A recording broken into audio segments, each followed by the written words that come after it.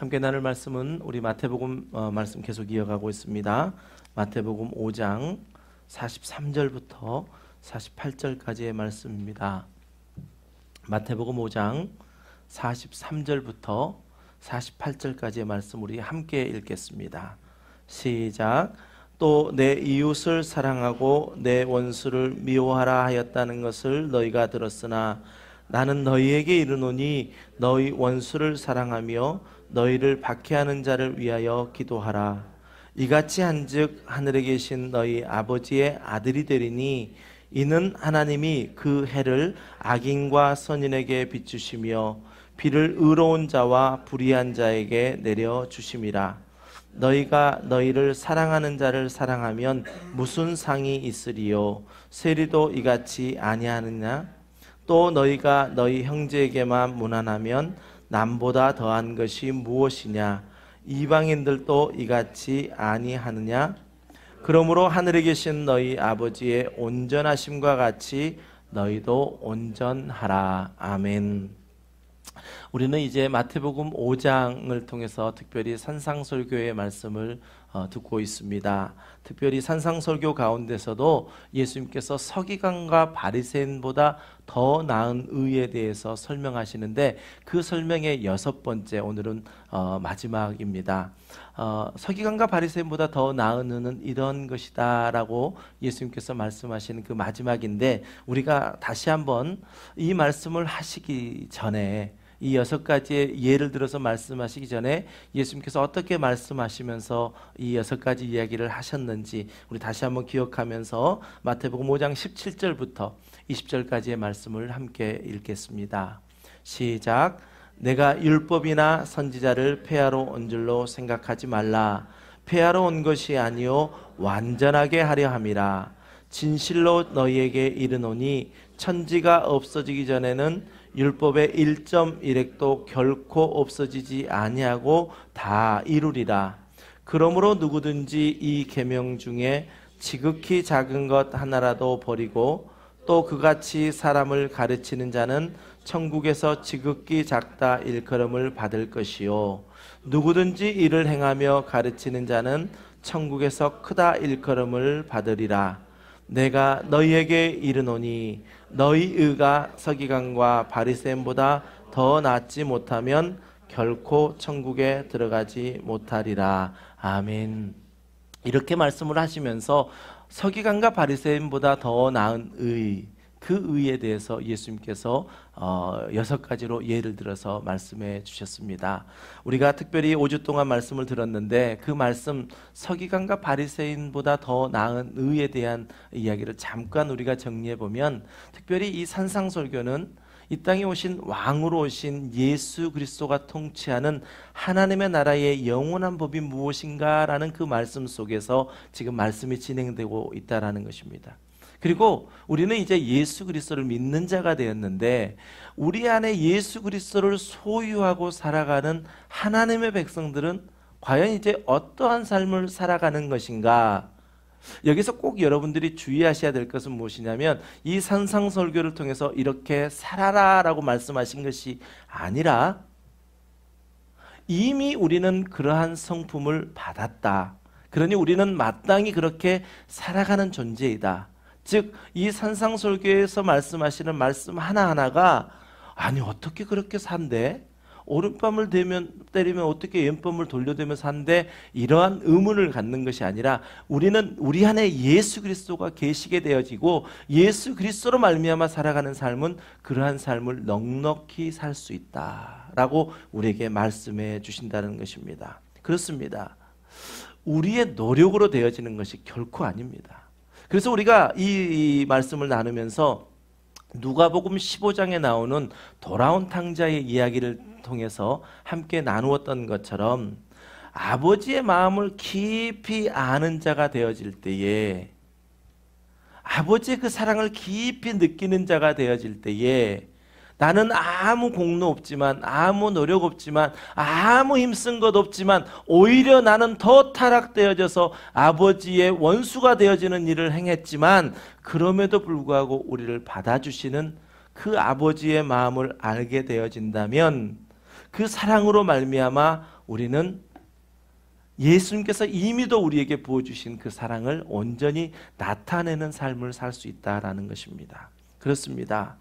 정말 우리가 이 산상설교를 통해서 우리의 마음 가운데 안 돼, 도저히 나는 안 되는 사람이야, 이것이 아니라 이미 우리를 신분을 바꿔주신, 즉 이전 것은 지나가고 보라 새 것이 되었다라고 하는 새로운 피조물로서의 삶을 살아가는 존재임을, 그 존재론적 우리의 자아상을 발견하는 시간이 되어지기를 원한다는 것입니다. 산상설교는 바로 그러한 말씀이었습니다. 왜 너 이거 하지 못하니? 너 이거 못하니까 너는 그리스도인답지 못하는 것이야 라고 지적하는 말씀이 아니라 우리의 존재론적인, 즉 우리는 다시 예수 그리스도로 말미암아 새롭게 태어난 거듭난 자라라는 사실을 이 산상설교 말씀 가운데서 우리는 다시 알게 된다라는 것입니다. 그러한 사람들을 누구라 이야기합니까? 그리스도인이라고 부르지요. 저와 여러분 모두는 그리스도인입니다. 둘째 아들이요. 둘째 아들은 아버지에게 그 모든 재산을 받아서 나가서 허랑방탕한 생활로 다 쓸 것을 다 버려버렸습니다. 낭비해버렸습니다. 그럼에도 불구하고 하나님께서는 그 아들이 돌아왔을 때에 그 아들로 말미암아 기뻐했고, 그 아들의 더러워진 옷을 새롭게 입혀주셨고, 그 아들의 손에 가락지를 끼워주셨고, 그 아들의 신을 바꿔주시면서 너는 내 아들이야 라고 말씀해 주셨던 그 은혜, 그러한 새로운 은혜의 법, 새로운 사랑의 법칙이 우리를 지배하고, 이제 그 새로운 사랑의 법칙에 통치를 받으며 살아가는 사람, 그 사람을 바로 우리처럼 그리스도인이다라고 말씀한다는 것입니다. 이렇게 그리스도인으로 살아가는 사람은 지난주 우리가 함께 말씀을 나누었던 것처럼 이전에 우리의 성품이 아니라 예수 그리스도를 믿음으로 받게 된 우리의 성품으로 말미암아 누가 내 오른뼘을 치면 왼편을 돌려댈 수 있는 삶, 속옷을 달라가면 겉옷까지 줄 수 있는 그러한 삶, 이것은 우리의 옛 성품으로 도무지 되어질 수 없는 일들입니다. 내 안에 예수 그리스도로 말미암아 예수 그리스도가 나를 주장하지 않으면 도무지 살아갈 수 없는 그러한 삶을 살아가는 사람, 그 사람을 그리스도인이다 이야기한다는 것입니다. 또 그때 당시에 법으로는 누구든지 오리는 당연히 갔어야 됐었습니다. 그런데 심리까지 갈 수 있는 삶, 그 삶을 살아낸 사람은 세상에 있는 사람이 아니라 그리스도인이다라고 예수님께서는 말씀해 주십니다. 구하는 자에게 주며 꾸고자 하는 자에게 거절하지 않는 삶을 살 수 있는 것, 이것이 어찌 우리 노력으로 가능하겠습니까? 여러분 지금 수십 년을 삶을 살아오면서 내가 그렇게 결단하고 하겠다고 했을 때 그것이 가능하던가요? 물론 잠깐은 되어질 수 있지요. 내가 그리스도인이니까 체면 문화 속에 사는 우리 한국인들 같은 경우는 조금은 그렇게 살 수 있습니다. 물론 또 교회 안에서는 그렇게 살아가는 것처럼 보여질 수 있습니다. 그런데 우리가 홀로 있을 때에 정말 그리스도를 품고 살아가는 사람인가? 우리는 그리스도인인가? 내 자신과 하나님과의 관계 속에서는 분명히 그것을 알 수 있을 것입니다. 우리의 노력이 아닙니다. 오직 그 둘째 아들을 아무 이유 없이 받아주셨던 아버지 하나님의 그 사랑, 그 사랑을 받은 자, 그래서 사망에서 생명으로 옮겨지는 그 생명의 그 삶을 경험한 자, 그러한 사람들만이, 즉 그리스도인들만이 그렇게 살 수 있다라는 것입니다. 그런데 그 당시에 서기관과 바리새인들이요, 그 사람들은 누구보다도 하나님의 말씀을 잘 아는 사람이었습니다. 그리고 또 하나님의 주신 계명을 잘 지켰던 사람들이었습니다. 그러다 보니까 많은 사람들에게 이야기합니다. 당신은 하나님을 안다고 하면서 왜 그렇게 합니까? 하나님의 율법을 모릅니까? 왜 그것을 지키지 않습니까? 그리고 이 땅에 오신 율법보다 더 큰 은혜이신 예수 그리스도께로 나아가고 있는 수많은 사람들에게 자신들이 알고 있던, 서기관과 바리새인들이 알고 있던 그 잣대를 가지고 한 사람 한 사람 한 사람을 잘라내며 예수 그리스도께 나아가는 것을 막고 있었다는 것입니다. 우리의 모습을 한번 돌아봐야 합니다. 6주 동안의 이 설교가 진행되면서 서기관과 바리새인이라고 이를 객관적으로 우리가 내어놓다 보니까 나하고는 상관없는 것처럼 우리가 받아들여질 수 있는데, 서기관과 바리새인이 혹 내가 아닌가라고 우리가 돌아볼 수 있는 그러한 시간이 되기를 원합니다. 이러한 모습을 보신 예수님께서는 서기관과 바리새인들이 주장하는 의, 그것으로는 결코 천국에 들어갈 수 없고, 서기관과 바리새인들이 이야기하는 그 의보다 더 나은 의라야만 천국에 들어갈 수 있다라고 말씀해 주셨습니다.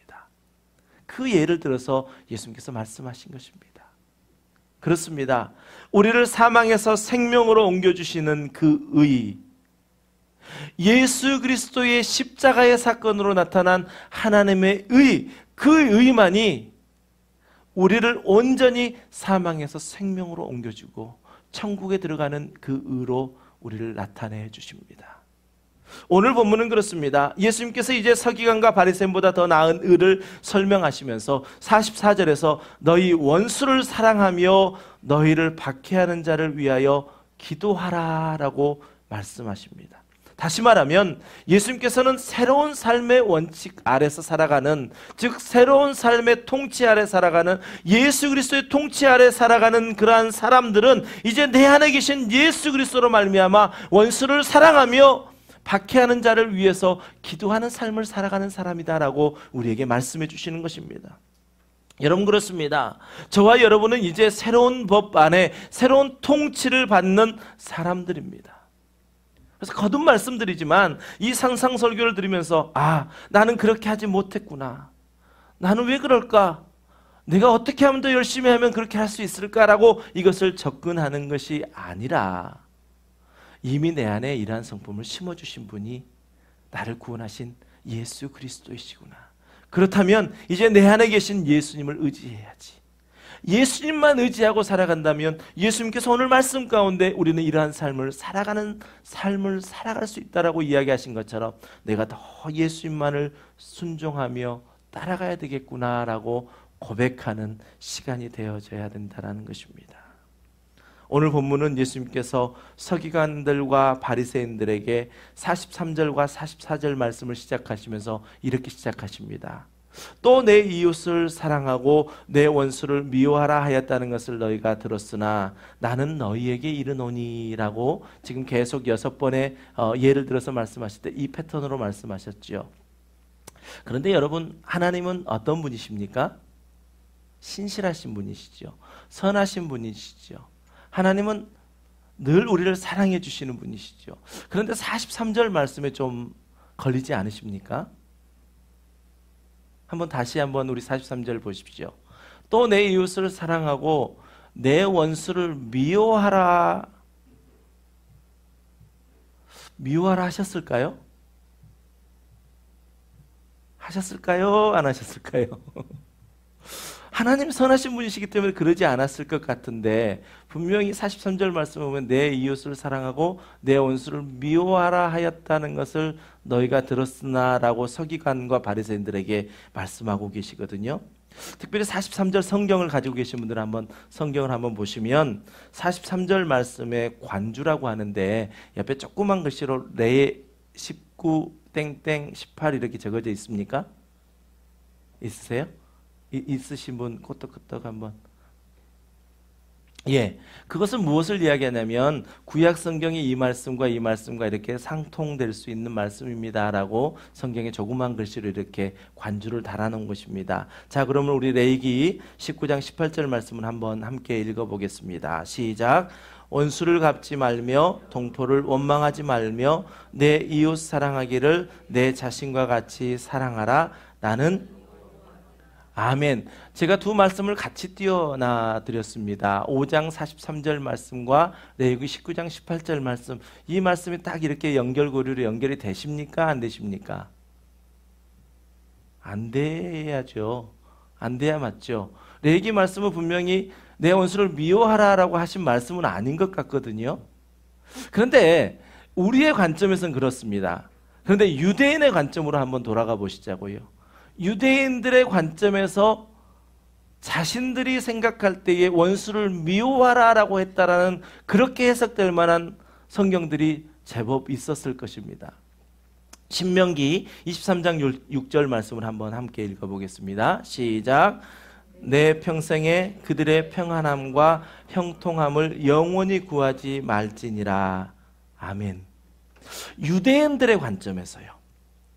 유대인들은 어떤 사람이었습니까? 특별히 5장 43절 말씀에 보면 이웃이라고 이야기하고 있는데 그 이웃을 어떠한 범주에 두었느냐에 따라서 이 해석이 철저하게 달라집니다. 유대인들은 자신들이 특별히 하나님께 선택받은 선민이라고 생각했습니다. 그러니 유대인들은 자신들의 이웃을 누구라고 생각했냐면 유대인들만이 내 이웃이라고 생각을 했습니다. 유대인이 아닌 사람은 어떻게 생각했냐? 유대인이 아닌 사람은 그 사람들은 개만도 못한 사람이라고 생각했습니다.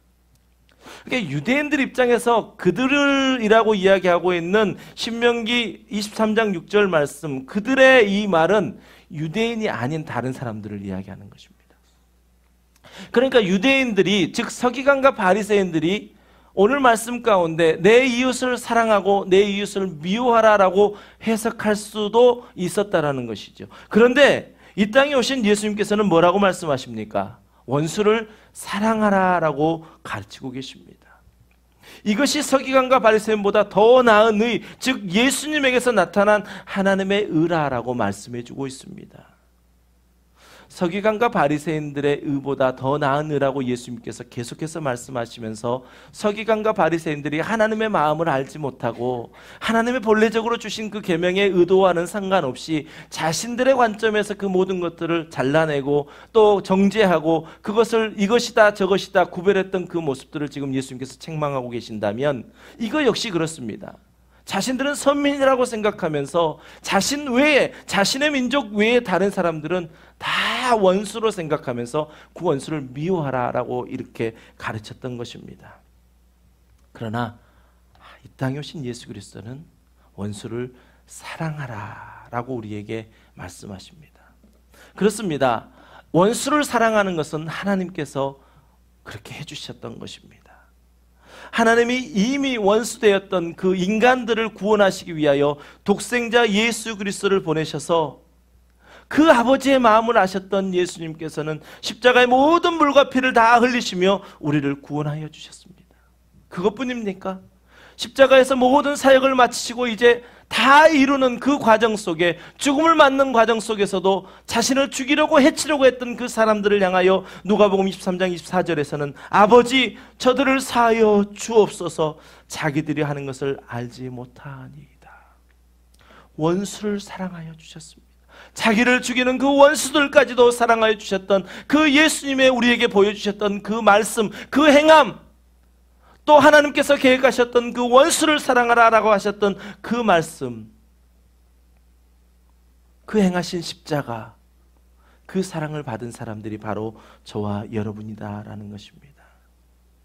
원수까지도 사랑하시는 하나님의 그 마음, 그 사랑하심이 있었기에 우리는 사망에서 생명으로 옮겨진 것입니다. 그러니 우리에게는 은혜 아니겠습니까?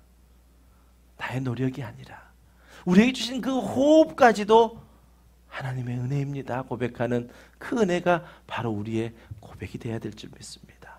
오늘 예수님께서는 43절부터 48절까지 우리가 읽었던 이 본문 말씀에서 우리에게 이제 하나님의 사랑을 받은 우리들, 그리스도인들이 다른 사람을 대할 때 어떻게 대해야 할까? 즉 원수 같은 사람이라 할지라도 그 사람을 대하는 눈이 예수 그리스도를 담은 우리는 변화되어져 있다라는 것을 우리에게 다시 한번 가르칩니다. 여러분은 예수 믿기 이전의 삶이 있으셨죠? 여러분은 언제 예수님을 믿으셨습니까? 그리고 그 시점 이후에 예수 그리스도를 믿는 삶을 살고 계십니다. 그렇다라고 한다면 지금 예수님께서는 우리에게 너 예수 믿기 이전과 예수 믿은 이후에 다른 사람을 어떻게 대하고 있느냐? 라고 우리에게 이 말씀 가운데 질문하시는 것입니다.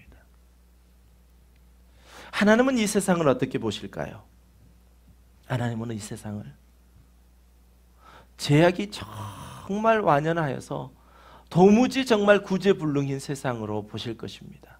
여러분은 이 세상을 어떻게 보십니까? 우리도 아마 하나님이 보시는 그 시각과 거의 비슷할 것입니다. 얼마나 많은 악한 일들이 이 세상 가운데 일어나고 있습니까? 정말 구제불능과도 같이 어찌 이제 더 이상 손을 써볼 수도 없을 만큼 그러한 상황 가운데 있습니다. 하지만 하나님은 이 세상을 보시면서 사람을 미워하지 않으십니다. 하나님은 이 세상을 보시면서 그 사람이 죄악 가운데 허덕이고 있는 그 모습 속에서 그 배후에서 일하고 있는 사단의 역사를 보고 계신다라는 것입니다. 사단의 관계로 말미암아 어쩔 수 없이 그 죄에 휘말려가고 있는 그 인생들을 보시며 하나님은 안타까워하십니다. 그래서 45절 말씀에 보면 하나님이 그 해를 악인에게도 비추시고 선인에게도 비추실 뿐만 아니라 비도 마찬가지입니다. 의로운 자나 불의한 자 모두에게 주신다라는 것이 하나님이 이 세상을 보시는 관점입니다. 여러분은 예수 그리스도를 믿기 이전에 다른 사람을 보았던 모습과 예수 믿고 난 이후에 다른 사람을 보시는 그 변화, 어떤 변화를 가지고 계십니까? 오늘 말씀을 통해서 우리에게 주시는 것은 예수 그리스도를 소유한 자는 이미 다른 사람을 대하는 시각이 변화되었다.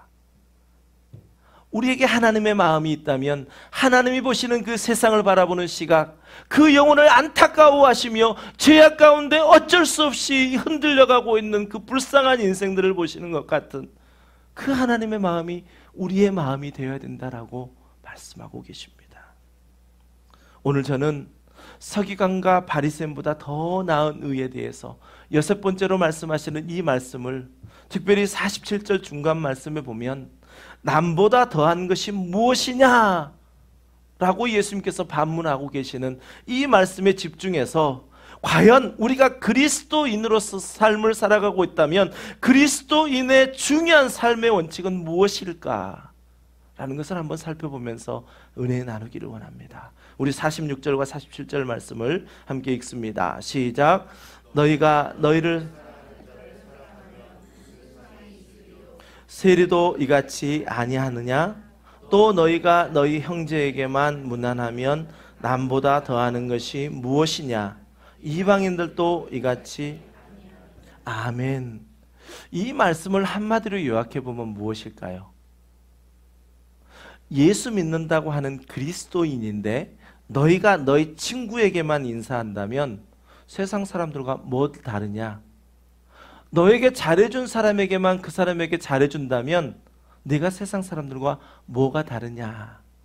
라고 말씀하고 계시는 것입니다. 여러분, 저와 여러분은 그리스도인입니다. 제가 이 말씀을 드리면서 참 조심스러운 것은 뭐냐면 여러분에게 좌절감을 드리기 위한 거 아닙니다. 아, 나 그렇게 하지 못하고 있어. 다른 사람보다 더 나은 게 없는 것 같아. 그래서 여기 안에서 죄책감을 드리고자 하는 것이 아니라 우리는 그러한 인생으로 새 창조, 우리에게 본어게인 되어진 거듭남이 우리 가운데 있다는 것을 다시 한번 우리 안에 생각나지고 나는 그러한 사람이라는 것을 다시 한번 여러분과 같이 이 말씀을 통해서 깨닫기를 원하는 것입니다.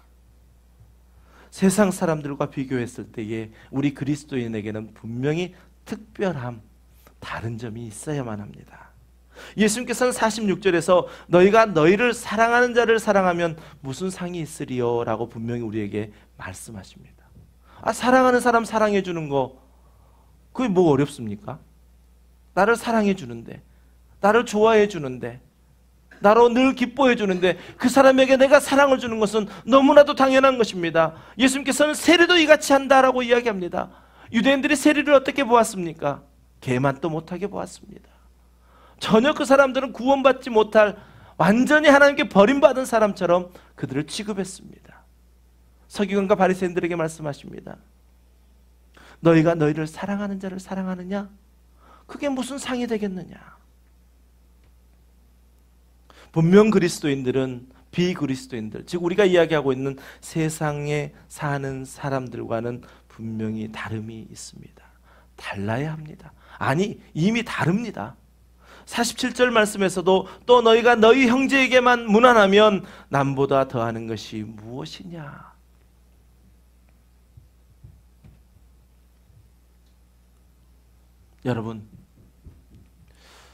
여러분은 예수 믿고 난 다음에 남보다 더하는 것이 있으십니까? 남보다 더하는 것. 예수 믿기 이전의 삶을 말씀드리는 거 아닙니다. 예수 믿고 난 이후에 남보다 더하는 것이 있으십니까? 우리는 세상에서 많은 일들을 봅니다. 또 뉴스도 접합니다. 그런데요, 우리 그리스도인들보다도 어찌 보면 세상 사람들이 구제도 더 많이 하고 또 세상 사람들이 더 많은 사랑을 베푸는 것들도 우리는 보기도 합니다. 예수님께서 강조하시는 것은 무엇이냐?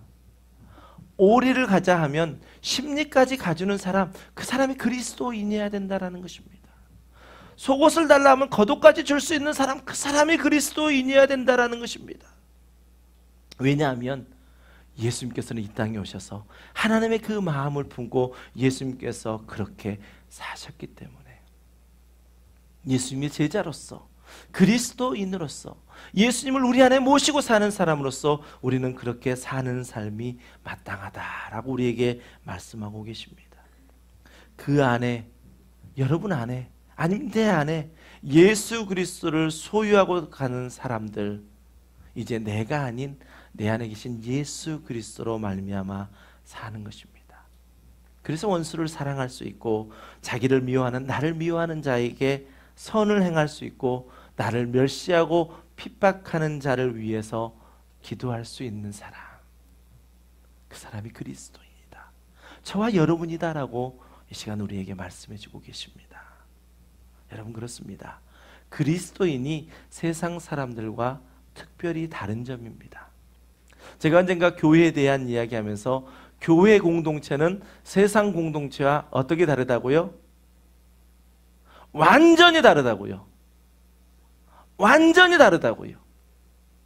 눈으로 보기에는 거의 대등소유해 보입니다. 운영의 방식도 거의 비슷해 보입니다.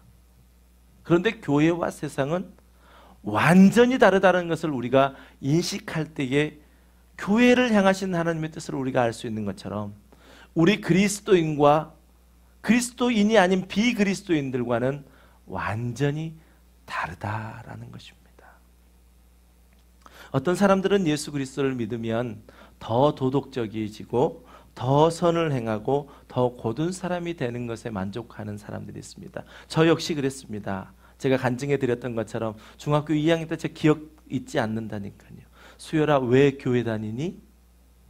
착해지려고요. 당당하게 이야기했습니다. 착해지려고요. 그랬더니 전도사님이 이야기하시더라니까요. 그것 말고 더 큰 중요한 게 있는데, 그 질문이 지금 저를 세워주신 것입니다. 여러분에게도 그러한 질문이 있어야 됩니다. 여러분이 가지고 이 믿음 생활 가운데 여러분이 어떻게 달려가기를 원하시는가? 이 믿음 생활 속에서 나는 무엇을 받은 사람인가? 그 질문이 여러분 안에 계속해서 던지어진다면요, 하나님의 은혜와 하나님의 사랑이 여러분에게 날마다 넘치게 되어질 것입니다. 그래서 남보다 더하는 것, 그것이 우리 가운데 하나 둘씩 더 많아질 것입니다. 그렇습니다. 이게 그리스도인입니다.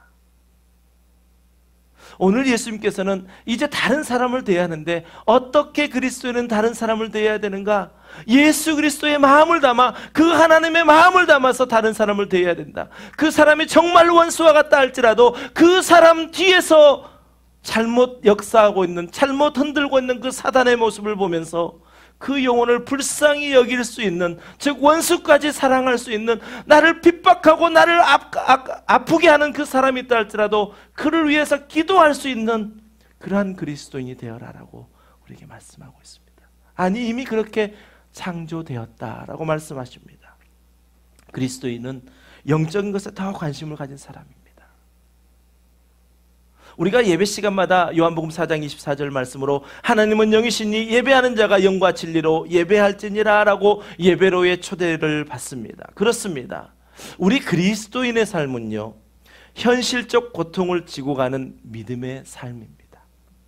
현실적 고통을 지고 가는 믿음의 삶 말입니다.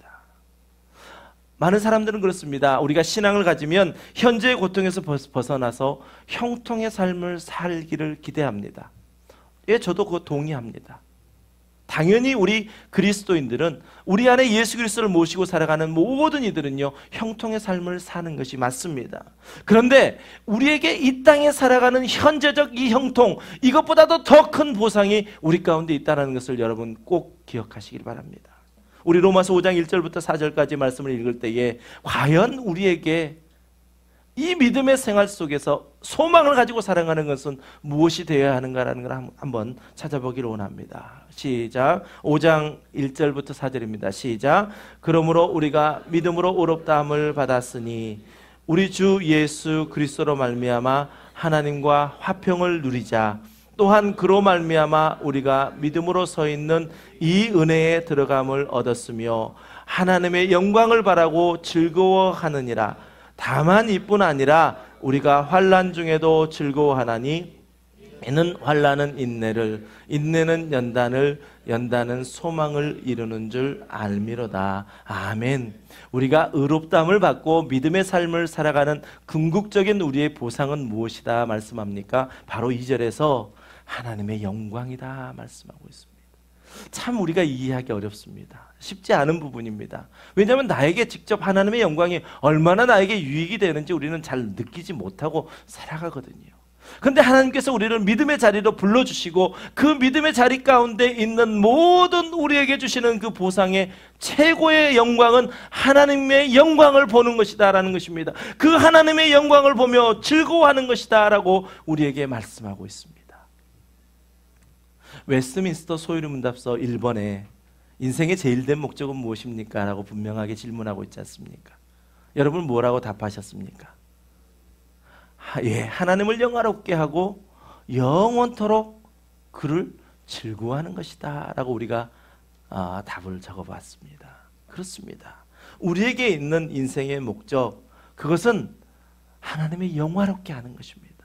또한 영원토록 그로 말미암아 즐거워하는 삶을 살아가는 것입니다.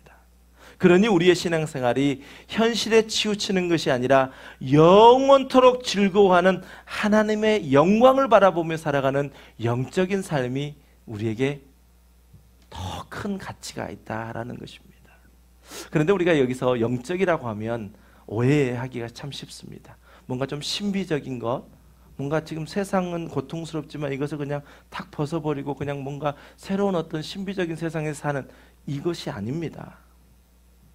하나님과 실제적으로 화평을 누리는 삶이 영적인 삶입니다. 성령 충만하다는 것이 무엇입니까? 내 뜻에는 도저히 이해되지 않지만 지금 이 시간 내게 말씀하시는 그 하나님의 말씀이 내 안에 성령 충만함으로 순종되어지는 삶이 성령 충만한 삶입니다. 그것을 우리는 영적 생활이다 이야기하고 그것을 우리를 영적 삶이다 이야기합니다. 여러분, 오늘 예수님께서 우리에게 주셨던 이 본문, 마태복음 본문의 말씀이 바로 우리가 영적 삶을 누리는 삶을 우리에게 제시해주고 있습니다. 우리 다시 한번 44절부터 47절까지의 말씀을 한번 함께 읽으면서 우리의 옛 성품으로는 되어지지 않는 문제입니다. 그런데 이것이 우리가 그리스도인으로 살아가는 영적 삶이다 말씀하고 있다면 하나님, 내게도 그러한 삶이 될 수 있도록 더 성령 충만함을 주시옵소서. 그런 간절한 마음으로 함께 읽습니다. 시작. 나는 너희에게 이르노니 너희 원수를 사랑하며 너희를 박해하는 자를 위하여 기도하라. 이같이 한즉 하늘에 계신 너희 아버지의 아들이 되리니 이는 하나님이 그 해를 악인과 선인에게 비추시며 비를 의로운 자와 불의한 자에게 내려주심이라. 너희가 너희를 사랑하는 자를 사랑하면 무슨 상이 있으리요? 세리도 이같이 아니하느냐? 또 너희가 너희 형제에게만 무난하면 남보다 더한 것이 무엇이냐? 이방인들도 아멘. 우리 그리스도인은 현실적인 삶을 뛰어넘어 영적인 삶을 살아가는 사람이고 남보다 더한 것이 있는 삶을 살아가는 사람입니다. 보지 못한 사람, 듣지 못한 사람이 어떻게 그 진리를 전하겠습니까? 저와 여러분이 그것을 보아야지요. 저와 여러분이 그것을 들어야지요. 저와 여러분이 그 예수 그리스도를 만진 바 되어야지요. 그럴 때 우리는 전할 수 있습니다. 이 자리에 계신 저와 여러분, 예수 그리스도를 만나 그분을 믿으며 이제 살아가는 삶이 내가 살아가는 삶이 아니라 내 안에 계신 예수 그리스도로 말미암아 살아가는 삶이라고 한다면 여러분은 이제 다른 사람을 대할 때 어떤 눈으로, 어떠한 태도로 대하시겠습니까? 예수 그리스도를 믿은 저와 여러분 모두가 남보다 더한 것이 있는 삶을 살아가시기를 주님의 이름으로 간절히 축원합니다. 우리의 믿음의 선진들, 아니 성경에 있는 인물들을 떠나서도요, 우리의 믿음의 선진들, 우리 아버지, 어머니, 할머니, 할아버지의 믿음만 보아도요, 그분들은 그러한 삶을 살았습니다.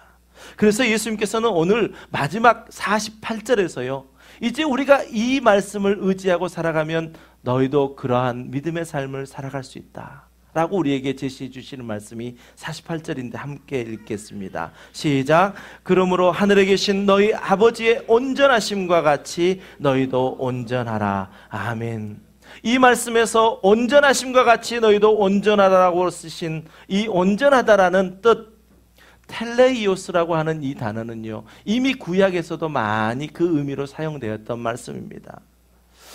결여됨이 전혀 없는 온전함을 이야기하는 뜻이 있고요, 또 흠이 없이 정결하다라는 그러한 관계에 된 단어들로 쓰고 있습니다. 이것은 이미 아브라함에게 사용되었습니다. 내 앞에서 너는 완전하라 라고 말씀하셨습니다. 또 다윗도, 또 노아도, 그리고 또 욥도 그러한 삶을 살았습니다. 그런데 여러분, 다윗에게 좀 걸리는 거 있잖아요. 그가 온전한 삶을 살았나? 예, 맞습니다.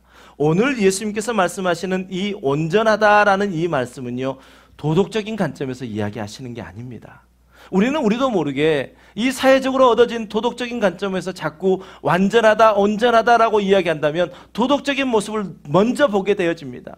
그래서 다윗 이야기, 다윗은 밧세바를 범했는데, 그래서 그 남편까지 죽였는데, 이러한 부분으로 보게 되어지는데, 오늘 온전하다라는 말씀은 무엇을 말씀하고 있느냐면 하나님과의 관계적인 측면의 온전함을 우리에게 요구하시는 것입니다. 우리가 이 땅을 살아가면서 그리스도인으로 살아갈 수 있는 것, 그것은 하나님과 관계적인 측면에서 온전할 때만이 그렇게 살아갈 수 있습니다. 우리가 6주 동안 서기관과 바리새인보다 더 나은 의에 대해서 말씀을 드리면서 여전히 우리가 어떠한 말씀을 도덕적인 관점에서 이것은 해야 되는 일이고 이것은 하지 말아야 되는 일인데 왜 이 사람은 이것을 했을까? 왜 이 사람은 이것을 하지 않았을까라는 관점에서 접근한다면 우리가 6주 동안 들었던 말씀 가운데 우리는 다시 한번 재해석이 필요합니다. 하나님의 관계적인 측면에서 온전함을 이룰 때 둘째 아들과 같이 허랑방탕한 생활을 살 수 있지만 하나님은 여전히 우리를 받아주시는 그 은혜, 그 사랑 속에서 우리는 그 사랑 안에서 녹아질 수 있다는 것입니다. 서기관과 바리새인들은 계속해서 이야기했습니다. 이것이 옳은 것이다고, 이렇게 살아야 한다고, 이것이 바른 것이다고. 그러나 하나님은 우리에게 여전히 말씀하십니다. 하나님과 온전함을 이루는 그 관계 속에서 너희는 그리스도인의 삶을 살 수 있다라고 말씀합니다. 그렇다고 제가 도덕 폐기론자는 아닙니다. 예수님 역시 그러셨습니다. 예수님도 많은 저항을 받았습니다. 그렇다면 당신은 도덕 폐기론자입니까? 아닙니다. 우리가 예수 그리스도를 믿고 따라가는 그 길은 도덕적인 기준을 훨씬 더 뛰어넘는 길입니다. 예수님의 법을 따르는 것은 도덕적인 것을 훨씬 뛰어넘어 그 사랑의 완성자이신 예수 그리스도의 사랑의 법을 따라가는 사람들입니다.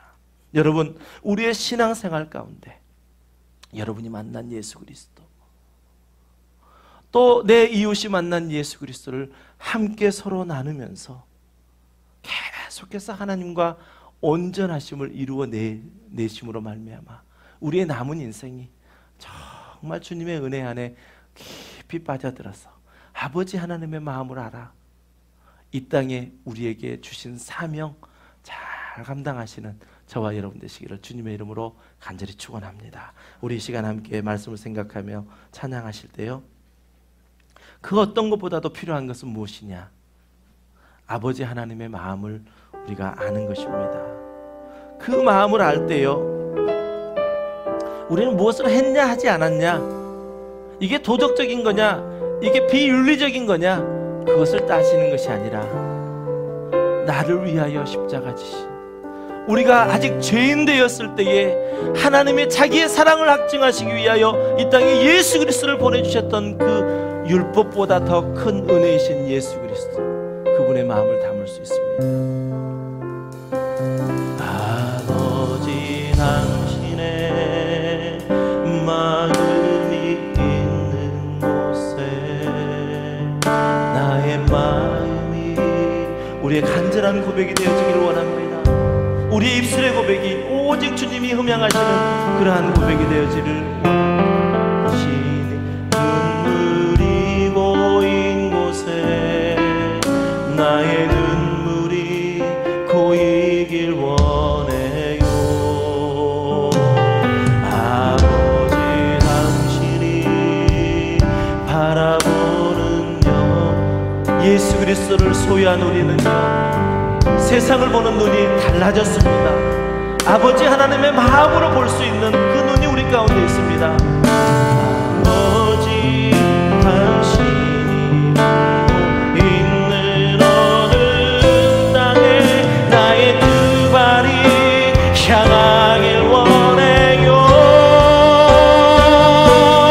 나의 마음이 아버지의 마음 알아. 내 모든 뜻 아버지의 뜻이 될 수 있기를. 나의 온 몸이 아버지의 마음 알아. 내 모든 삶 당신의 삶 내게. 여러분, 우리는 그리스도인입니다. 예수 그리스도를 소유한 자들입니다. 이 시간 우리 이 찬양 다시 한번 할 때요, 정말 아버지의 마음이 내 안에 있습니까? 아버지, 당신의 마음이 머문 곳에 내 마음도 있기를 원하는데 그 마음이 지금 나는 어디에 있습니까? 아버지 하나님을 갈망하는 마음이 우리 가운데 있습니까? 아버지 하나님, 이 시간 우리 안에 아버지 하나님의 마음을 담게 하여 주시옵소서. 그 마음 속에 오직 주님을 찬양케 하여 주시옵소서. 아버지, 당신의 마음이 있는 곳에, 아멘, 나의 마음이 있기를 원해요. 아버지, 당신의 눈물이 고인 곳에 나의 눈물이 고이길 원해요. 아버지, 당신이 바라보는 영혼에게 나의 두 눈이 향하길 원해요. 아버지, 당신 울고 있는 어둠 땅에 나의 두 발이 향하길. 나의 마음이 아버지의 마음을 담기를 원합니다. 나의 마음이 아버지의 마음 알아. 내 모든 뜻 아버지의 뜻이 될 수 있기를. 나의 온 몸이 아버지의 마음 알아. 내 모든 삶 당신의 삶, 나의 마음이 아버지의 마음을 알기를 원합니다. 아버지, 아버지 하나님, 아버지의 마음 알아. 내 모든 뜻 아버지의 뜻이 될 수 있기를. 나의 온 몸이 아버지의 마음 알아. 이 시간 우리 함께 통성으로 기도하십시다. 아버지 하나님, 그 마음을 우리에게 담게 하여 주시옵소서. 아버지, 우리를 도와주시옵소서. 아버지 하나님의 마음이 있는 그곳에 내 마음도 있기를 원합니다.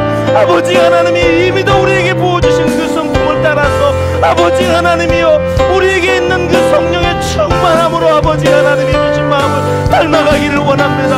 아버지 하나님이여, 성령의 주신 그 열매를 아버지 하나님이여 가져가는 우리가 되기를 원합니다.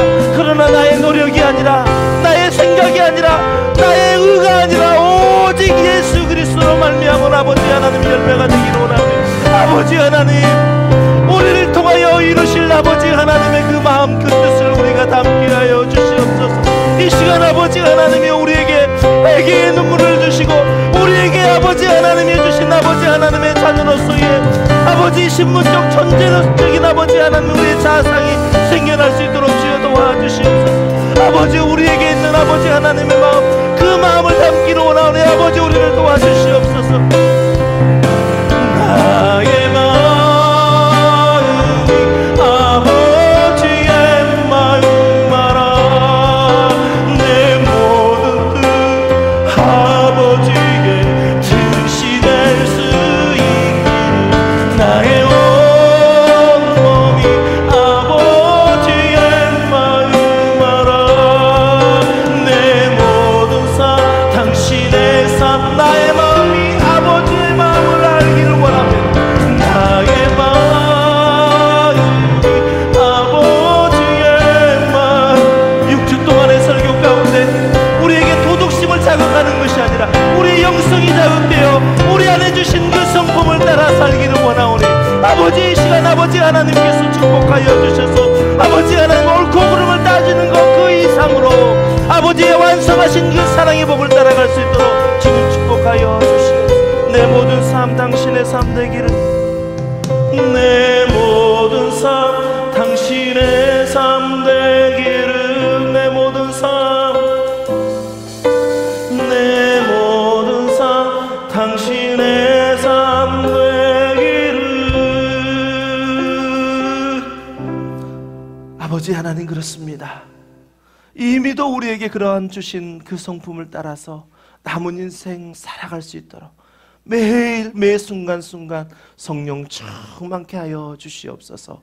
감사드리며 예수 이름으로 간절히 기도드리옵나이다. 아멘. 우리 함께 자리에 일어나셔서 우리 믿음으로 교회여 일어나라 함께 선포하겠습니다.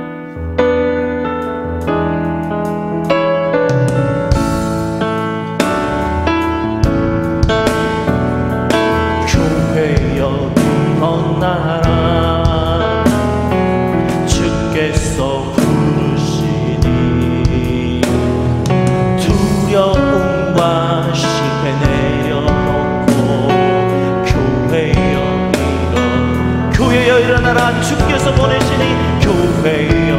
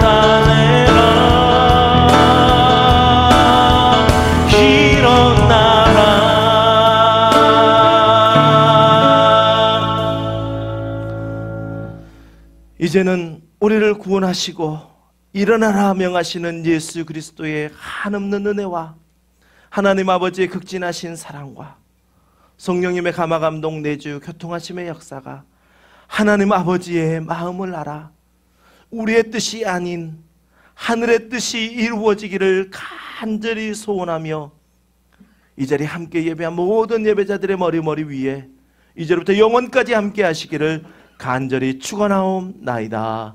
아멘.